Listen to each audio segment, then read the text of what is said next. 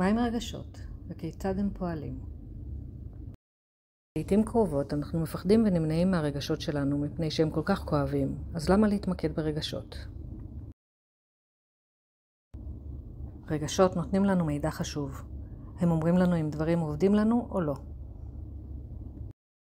רגשות עוזרים לנו לשרוד על ידי כך שהם מאפשרים לנו להגיב במהירות, בצורה אוטומטית ויעילה במצבים חשובים בחיים.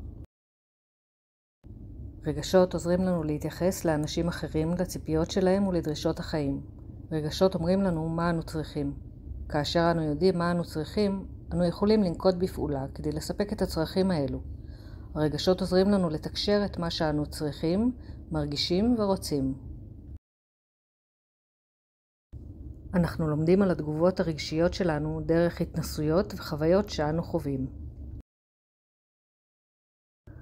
החוויות השליליות שלנו יכולות להפוך לתחושת פחד שחור וגדול מבפנים, כמו צל שחור שהולך איתנו. את רוב התגובות הרגשיות שלנו למדנו לפני זמן רב, כך שהצל השחור שלנו נמצא שם כבר תקופה ארוכה. הוא יכול להיות בדמות אדם או אירוע שפגע בנו בעבר.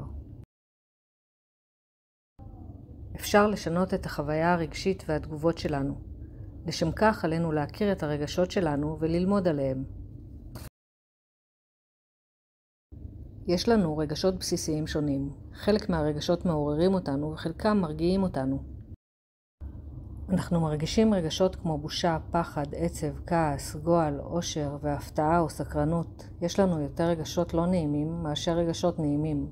אנחנו סובלים מרגשות לא נעימים לעתים קרובות, והסיבה לכך היא שהרגשות הלא נעימים הם אלו שעוזרים לנו לשרוד. אם נלחמים ברגשות, הם מתעצמים ונוטים להיות עוד יותר לא נעימים. אם אנחנו מאפשרים להם פשוט להיות שם, הם נעשים פחות לא נעימים.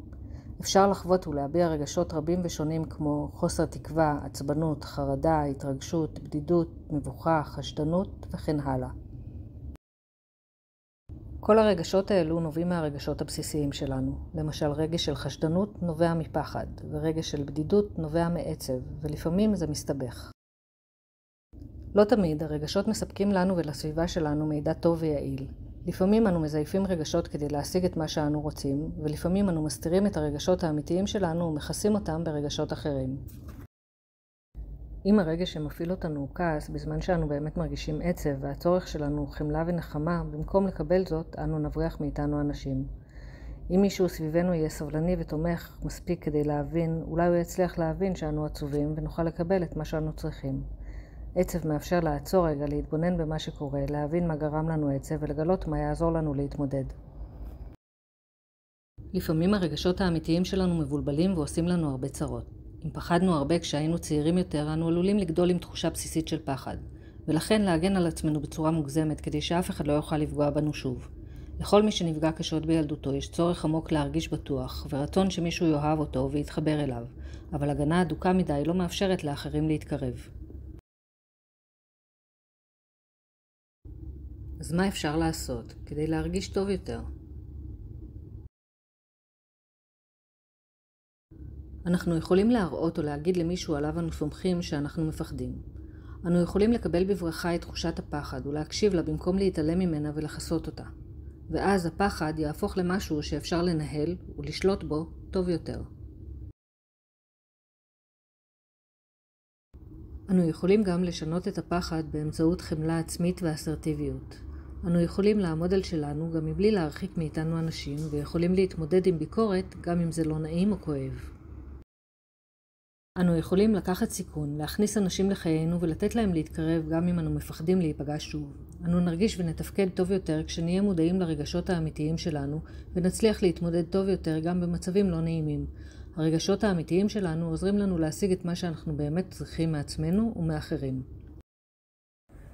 נרגיש ונתפקד טוב יותר אם הרגשות שלנו יהיו רעננים וחדשים ולא נשאר תקועים על רגשות ישנים.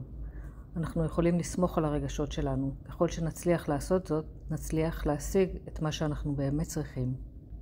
רגשות תקועים ומבלבלים יכולים להשתנות אם נלמד לשים לב לרגשות שלנו, נהיה סקרניים וסבלניים כלפי הרגשות שלנו, נדבר, נשתף ונראה את הרגשות האמיתיים שלנו. נוכל להיות מאושרים יותר אם נלמד לקבל שיש לנו רגשות שונים ונקשיב למסרים שהם מעבירים לנו. נלמד לשנות רגשות עם רגשות אחרים ולעבור בגמישות בין הרגשות השונים. ואת כל זה קל יותר לעשות עם אמפתיה ותמיכה של אדם אחר.